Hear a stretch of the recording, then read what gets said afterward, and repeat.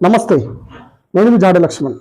గత వారం రోజుల నుంచి ఎక్కడ చూసినా ఒకటే న్యూస్, బంగ్లాదేశ్ బంగ్లాదేశ్ బంగ్లాదేశ్.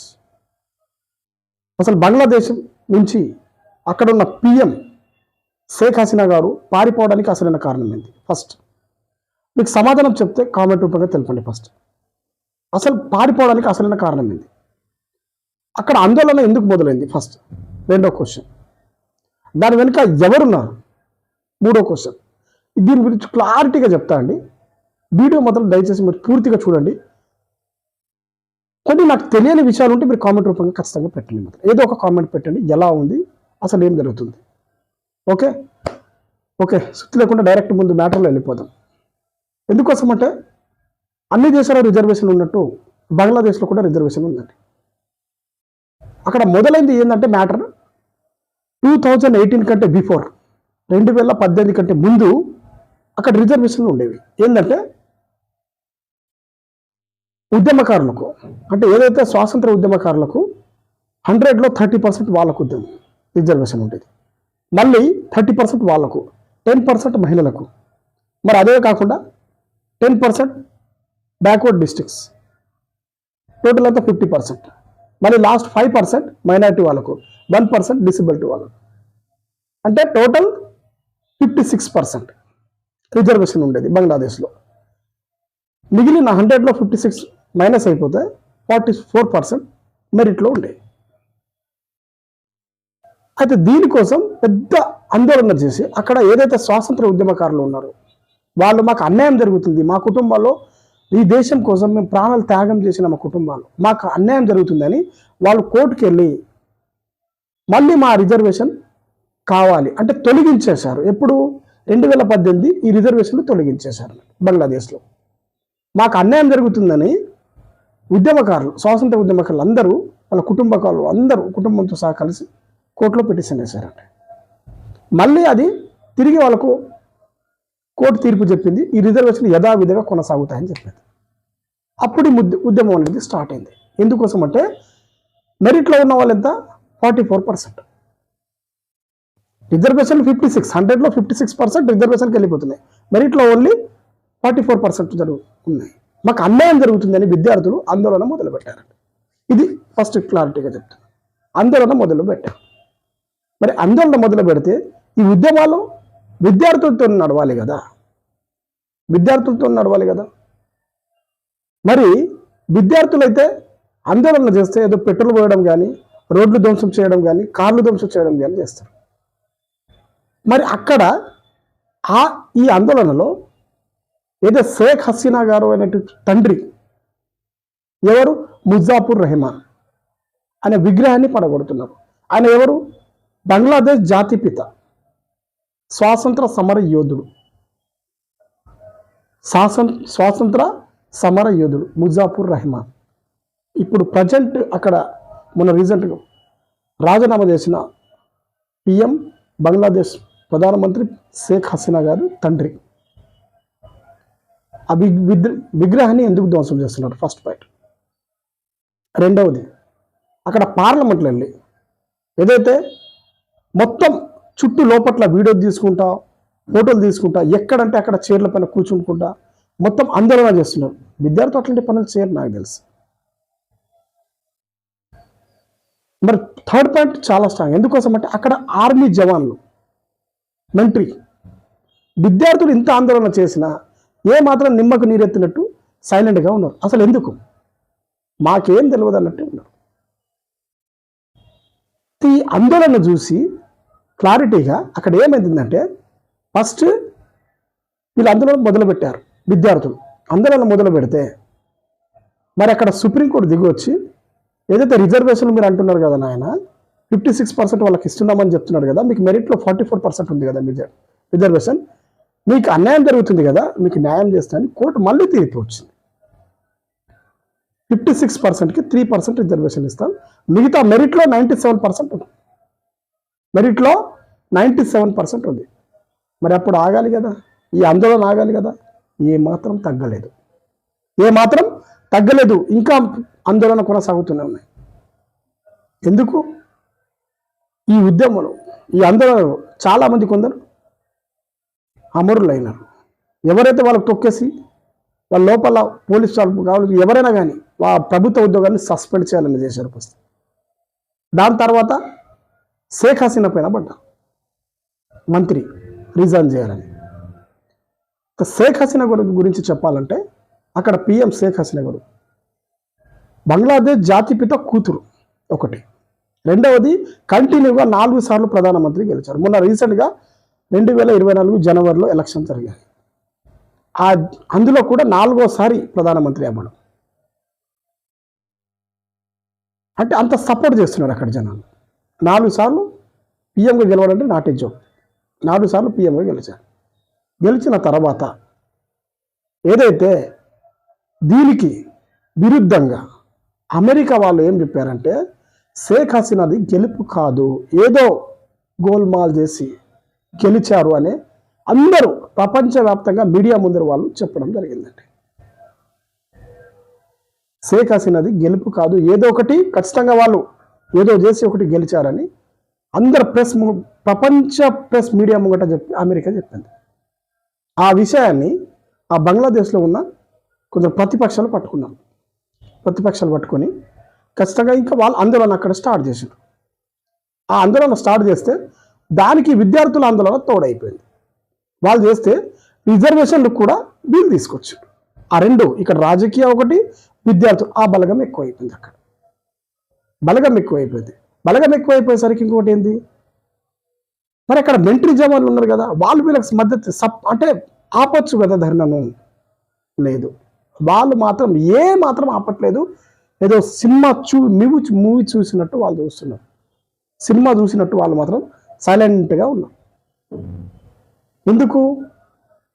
మాకు ఏం తెలియదు అన్నట్టు సైలెంట్గా ఉంటారు. సరే, ఇంతవరకు ఓకే కదా.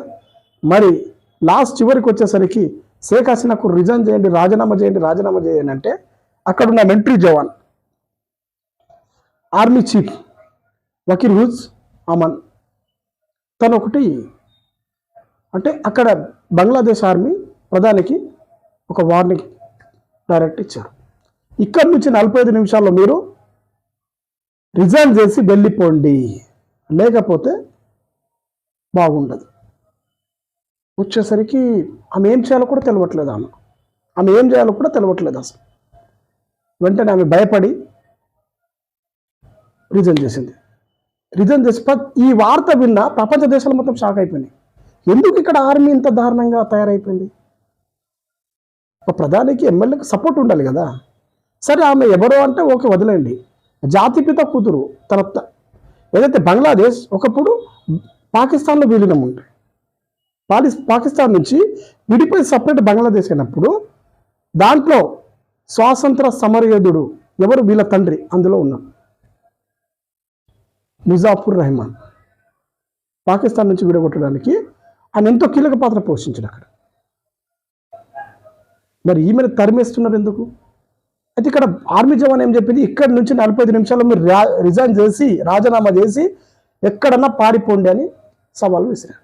అప్పుడు ఆ భయపడి ఏదైతే అక్కడ పిఎం ఉన్నారో షేక్ హసీనా గారు రిజైన్ చేసి ఇండియాకు పారిపోవచ్చారు. ఇండియాకి ఎందుకంటే ఇంతకుముందు ఆమె అక్కడ ప్రధాని ఉన్నాక కూడా ఇండియాతో చాలా క్లోజ్గా ఉండేది అన్నట్టు. అందుకే ఇండియాకి వచ్చి ఇప్పుడు ఇండియా ఆర్మీ జవాన్ దగ్గర అంటే సేఫ్గా ఉన్నారు వాళ్ళు. సరే, మరి ఇక్కడ పారిపోయిండు, ఇది అయిపోయింది కథ. పారిపోయిండు, ఆగిపోయింది. మరి రిజర్వేషన్ కోసం మొదలైన కొట్లాట, గొడవ, ఆందోళన, ఉద్యమం మరి ఇప్పుడు హిందూ ముస్లింగా మారిపోయింది. అక్కడ క్లారిటీగా చెప్తున్నాం, మీరు వినండి. రిజర్వేషన్ కావాలన్నప్పుడు 56% మాకు మా రిజర్వేషన్లకు పోతున్నా, మెరిట్లో ఓన్లీ 44% ఉన్నాయని విద్యార్థులు ఆందోళన చేసిండ్రు. దానికి సుప్రీంకోర్టు తీర్పు ఇచ్చింది. వారు ఏదైతే కింద దిగి వచ్చి ఆ రిజర్వేషన్ మొత్తం తీసేసి 3% రిజర్వేషన్ ఇస్తాం, 97% మెరిట్లో ఇస్తామని చెప్పింది. మరి సైలెంట్ అవ్వాలి కదా, కాలేదు. ఆందోళన ఆగలేదు, ఇంకా ఉద్భుతంగా ఎక్కిపోతున్నారు. అంటే ఈ ఆందోళన ఏంటంటే ఏదైతే రిజర్వేషన్ కోసం మొదలైన ఆందోళన మళ్ళీ ఇప్పుడు హిందూ ముస్లిం మీద ఎట్లా పడింది అనేది చాలామందికి కన్ఫ్యూజన్లో ఉంది. ఎందుకోసం అంటే ఈ ప్రపంచ దేశాలు అన్ని మతాల వారు ఉంటారండి, మనం చూస్తున్నాం. కానీ ఒక మతానికి కించపరిచే విధంగా అంటే వన్స్ అపాన్ ఎ టైం అది పాకిస్తాన్ నుంచి బంగ్లాదేశ్లో విడిపోయింది. ఇది పాకిస్తాన్ అండి, వన్స్ అపాన్ ఎ టైం ఇక్కడ నుంచి బంగ్లాదేశ్గా విడిపోయింది. మళ్ళీ ఈ బంగ్లాదేశ్ని మినీ పాకిస్తాన్గా చేయడానికి ఈ పాకిస్తాన్ ఖచ్చితంగా తోడుంది అని నా సమాచారం ఉంది. ఇది నా ఒక్కరి దగ్గర చాలామంది అనుకుంటున్నారు. దీని వెనుక హస్తం పాకిస్తాన్ ఫస్ట్, సెకండ్ అమెరికా, వీళ్ళిద్దరిది ఖచ్చితంగా హస్తం ఉంది ఇక్కడ. అంటే పాకిస్తాన్ నుంచి విడిపోయింది బంగ్లాదేశ్, మళ్ళీ పాకిస్తాన్లో కలుపుకుంటారా లేకపోతే అది మినీ పాకిస్తాన్గా చేస్తారా అనేది ఈ న్యూస్ చాలా వైరల్గా మారింది ఇప్పుడు. ఎందుకోసం అంటే సరే మన ఇండియా భారతీయులు అక్కడ చాలామంది ఉండొచ్చు, అక్కడ ఉన్న హిందువులకు కూడా దారుణంగా చంపేస్తున్నారు. వాళ్ళు ఆ దేశస్తులే కదా, బంగ్లాదేశస్తులే కదా, వాళ్ళకేం చేస్తారు ఇప్పుడు పరిస్థితి దారుణంగా. మీరు ఒకసారి చూడండి, ఈ ఆందోళన అనేది విద్యార్థులు ఏం చేస్తారు, ఆందోళనలో పెట్రోల్ పోసుకొని అగ్గి పెట్టడం కానీ, బస్సులు తగలబెట్టడం కానీ, సర్వనాశనం చేయడం, ఏదో ఒకటి ధ్వంసం చేస్తారు. కానీ అక్కడ ఆందోళన ఏం చేస్తారో మీరు క్లారిటీగా చెప్పండి. మీకు ఈ పాయింట్లు కరెక్ట్గా క్లారిటీగా అబ్జర్వ్ చేయండి. అక్కడ ఆందోళనలో ఎవరైనా ఏదైనా ఆందోళన చేస్తున్నప్పుడు ప్రభుత్వం పైన రాళ్ళు విసరడం కానీ అలాంటివి చేస్తారు. కానీ ఇక్కడ జరుగుతున్న సమస్య ఏంటంటే ఫస్ట్ అక్కడ ఆర్మీ అంత ఆందోళన చేస్తే కూడా నిమ్మకి నీరెత్తినట్టు సైలెంట్గా ఉందంటే దానికి అనుకున్న అసలైన కారణం ఏంటి ఫస్ట్. రెండవది, విద్యార్థులు ఆందోళన చేస్తే మరొకసారి చెప్తున్నారు బస్సులు కానీ ధ్వంసం చేస్తారు, ఏదైనా ధ్వంసం చేస్తారు. అలా కాదు, ఆడవాళ్ళ జాకెట్లు పట్టుకొని ఇలా ఏదో త్యాగం చేసినట్టు ఇట్లా పట్టుకొని ఉంటారు. వాడు విద్యార్థుల టెర్రరిస్టుల. మీరు ఇది గమనించండి. ఆందోళన ఎందుకు మొదలైంది?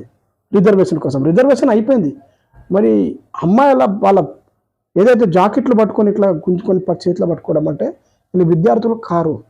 క్లారిటీగా చెప్తున్నాను, వీళ్ళు ఖచ్చితంగా టెర్రరిస్టులు. పాకిస్తాన్ నుంచి పంపించిన కొందరు యువకులని క్లారిటీగా చెప్పొచ్చండి. విద్యార్థులు అయితే అసలు కారు, ఇది క్లారిటీగా చెప్తున్నాను. విద్యార్థులు ఇలాంటి పనులు చెయ్యరు, ఏ ఆందోళన కూడా చేయలేదు.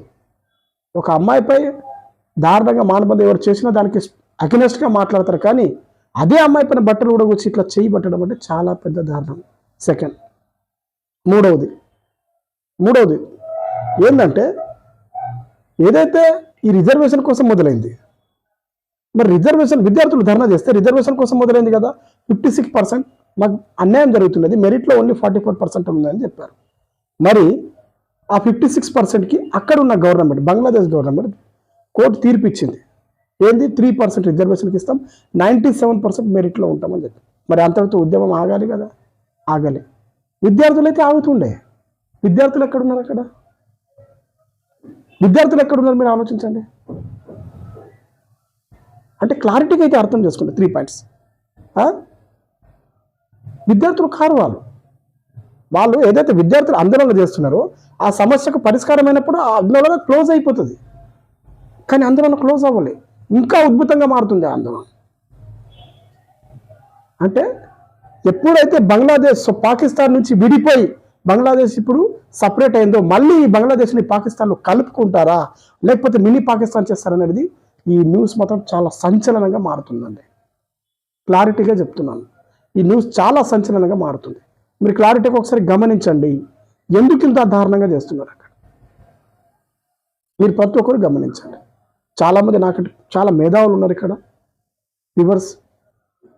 ఇది చెప్పేది వాస్తవమా తప్ప మీ కామెంట్ రూపంగా కూడా తెలపండి. చాలా ఇంపార్టెంట్ ఇది. ఎందుకోసం అంటే ప్రతి ఒక్కరికి అర్థం అవ్వాలండి. కుల మత భేదాలు అన్ని దేశాల్లో ఉంటాయి. కులం మతం తర్వాత విషయం, మనం చచ్చిపోయిన తర్వాత ఏ మతం ఎవడేం చేయలేడండి. ఎవరేం చేస్తారు చెప్పండి? మన పుడతాం ఎలాగో చావడానికి, చస్తాం ఎలాగో పుట్టడానికి. ఈ సైకిల్ లాగా తిరుగుతూనే ఉంటాం. జన్మించిన వాడు మరణించక తప్పదు, మరణించిన వాడు జన్మించక తప్పదు అన్నట్టు సైకిల్ లాగా తిరుగుతూ ఉంటుంది. ఈ కుల మతాలది గొడవ ఎందుకు వచ్చింది మధ్యలో? క్లారిటీగా చెప్పి మతాల గొడవ ఎందుకు వచ్చింది ఇక్కడ? పర్టికల్ హిందూ వాళ్ళపైన ఎందుకు దాడులు జరుగుతున్నాయి? తప్పు చేస్తే ముస్లిం వాళ్ళపైన కూడా జరగాలి కదా. అంటే క్లారిటీగా మీకు ఏం చెప్తున్నామంటే ఏదైతే బంగ్లాదేశ్ ఉందో ఖచ్చితంగా నేను చెప్తున్నాను. అక్కడ పిఎం షేక్ హసీనా గారు పారిపోవడానికి క్లారిటీగా చెప్తున్నా, పారిపోవడానికి అసలు కారణం ఏంటంటే పాకిస్తాన్ నుంచి బంగ్లాదేశ్ పిలగొట్టిన ఆమె తండ్రి ముజాఫర్ రెహమాన్ ఆమె విగ్రహాన్ని కూడా పడగొడుతున్నారు. ఆయన విగ్రహాన్ని, ఆయన ఎవరు? బంగ్లాదేశ్ జాతిపిత. ఆయన ఎవరు? బంగ్లాదేశ్ జాతిపిత. ఎవరైనా విద్యార్థులు బంగ్లాదేశ్ జాతిపిత పైన అంత కొడతారా? దారుణంగా విగ్రహాన్ని పడగొడతారా?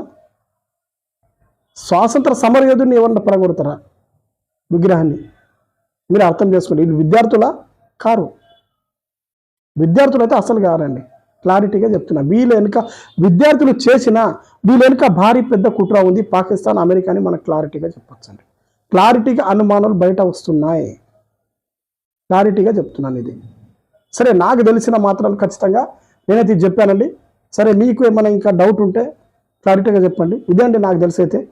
మరి చాలామంది ఇంతకుముందు కూడా క్వశ్చన్ అడిగాను, మరొకసారి చెప్తున్నా. షేక్ హసీనా గారు బంగ్లాదేశ్ ప్రధానమంత్రి, అక్కడ బంగ్లాదేశ్ నుంచి ఇండియాకు పారిపోవడానికి అసలు కారణం ఏంటంటే, నాకు తెలిసిన రిజర్వేషన్ కోసం మొదలైన ఈ ఆందోళన చివరికి వచ్చేసరికి మతాల వరకు వచ్చిందండి. రిజర్వేషన్ కొరకు మొదలైన ఆందోళన మతాల కొరకు వచ్చింది. అక్కడ ఇప్పుడు పరిపాలిస్తుంది ఎవరంటే ఆర్మీ జవాన్ మిలిటరీ పరిపాలిస్తుంది. అక్కడ చీఫ్ ఆయన పేరేంది, వకీర్ హుజ్ అమన్ ఆయన ప్రెస్ మీట్ ఇవ్వడం జరిగింది. డైరెక్ట్ ఈయన వెళ్ళిపోయిన మరుక్షణమే ప్రెస్ మీట్ ఇవ్వడం జరిగింది. ఈ దేశాన్ని నేను పరిపాలిస్తా, త్వరలోనే కొత్త ప్రభుత్వం ఇక్కడ రాబోతుంది అని చెప్పాను. అంటే ముందే ఇది పక్కడ్బందీ ప్రణాళికతోనే ఆందోళన చేస్తున్నాం. అర్థం చేసుకోండి. అంటే కొత్త ప్రభుత్వం ఇక్కడ రాబోతుందని అయితే తను ఎప్పుడు చెప్పాడో అప్పుడే ప్రపంచ దేశాలు షాక్ అయ్యాయి. ఖచ్చితంగా దీని వెనుక భారీ పెద్ద కుట్ర ఉందని. ఓకే అండి, ఇది నాకు తెలిసిన సమాచారం. అయితే మీకు ఏమైనా తెలిస్తే చెప్పండి ప్లీజ్. ఓకేనా? ప్లీజ్ చూస్తూనే ఉండండి. నేను మీ జాడి లక్ష్మణ్.